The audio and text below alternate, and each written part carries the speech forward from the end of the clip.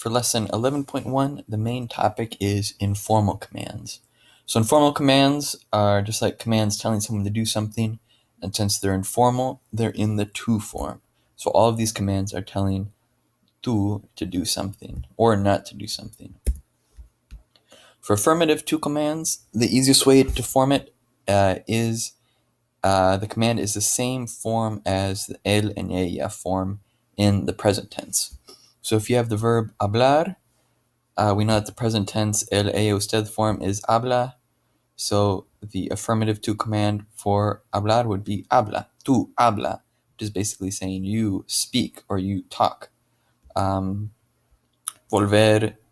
vuelve, pedir, pide, imprimir, imprime. So all it is the él, ella, usted form to create a to command.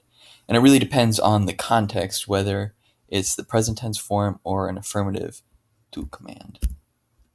Now these following verbs all are irregular in their affirmative to command form. So decir, di, so say, hacer, haz, to do, ir, ve, go, no, poner, pon, put, salir, sal, go or leave, ser, sé, be, no, tener, ten, have, venir, ven, come.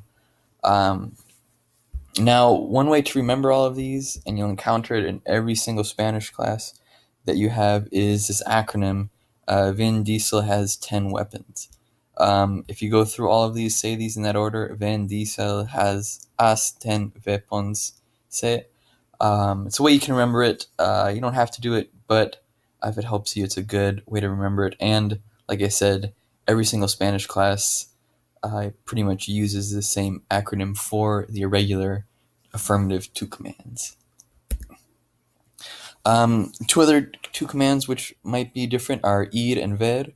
They're both the exact same, ve. So, ve ese programa, watch that program or see that program. Or ve al cibercafé, go to the cyber cafe. The easiest way to tell the difference is in the context. And if you remember, ir is generally followed by the preposition a. So you can see in this one, ve al, ve a, el.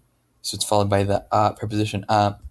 So this one is probably to go. Whereas this one, ve ese, there's no preposition ab after it. So it's more than likely to see or to watch. For the negative to commands, what you do is you drop the o off of the yo form in the present tense. So hablar, the present tense yo form is hablo. So you drop that o. And if the verb is an AR verb, you add an ES. And if the verb is an ER or an IR verb, you add an AS at the end. So we have the verb hablar. The present tense form is hablo. If we drop the O and add an ES, it would be no hables, do not talk. Or no guardes, do not save. Or pedir, no pidas, do not ask. Now, all verbs in the present tense with irregular yo forms or unique yo forms all maintain that same form. So, for example, conducir, conduzco. If we take the o off, it would be no conduzcas. Conocer, conozco. In the yo form, we take the o off and add an as, no conduzcas, or no conozcas. Decir, digo, take off the o, no digas. Hacer, hago, no hagas. Ofrecer, no ofrezcas. Oír, no oigas. Poner, no pongas. Salir, no salgas. Tener, no tengas. Venir, no vengas. Ver, no veas, and so forth. Also, verbs that are stem changing in the present tense also maintain their stem changes in the negative to command form.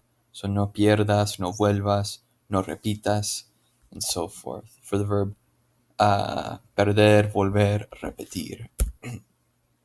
Likewise, verbs ending in cargar and zar have a spelling change in their negative to form. So sacar, no saques, apagar, no apagues, almorzar, no almuerces.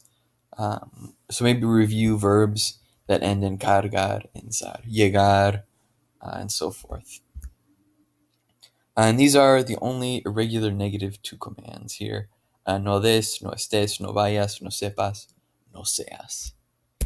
When it comes to pronouns, mainly direct object, indirect, reflexive pronouns, if the command is affirmative, you always attach the pronoun to the end. So if we have the command borrar, to erase, borra la pizarra, the direct object, what is being erased? La pizarra. So the pronoun would be la, we would attach that to the end. Bórrala. And to maintain the same pronunciation, we would put an accent mark on the O. Bórrala. For example, come las frutas, eat the fruits. Comelas, las frutas being the direct object, las, the direct object pronoun, you would attach it to the end. For negative commands, you always put the pronoun before the verb. So using the same sentences as before, no la borres, no las comas. For the homework, relatively straightforward. What you do is you answer the questions with an affirmative or negative command. Both will work. You could answer them all positive commands. You could answer them all negative commands. What I would suggest is doing maybe the even ones with positive commands, affirmative commands, the odds with negative commands, or some variation of that. So you're practicing with both affirmative and negative commands. So for example, puedo hablar por teléfono celular con mis amigos. So may I speak on my cellular phone with my friends? So the affirmative command, the verb is hablar. He's asking if he can speak. So affirmative, sí, habla por teléfono celular con tus amigos. Or no hables con tus amigos. Or no hables por teléfono celular con tus amigos. Puedo manejar en el autopista. Can I drive on the highway? Manejar is the verb. So we would say, sí, maneja en la autopista, or no manejes en la autopista.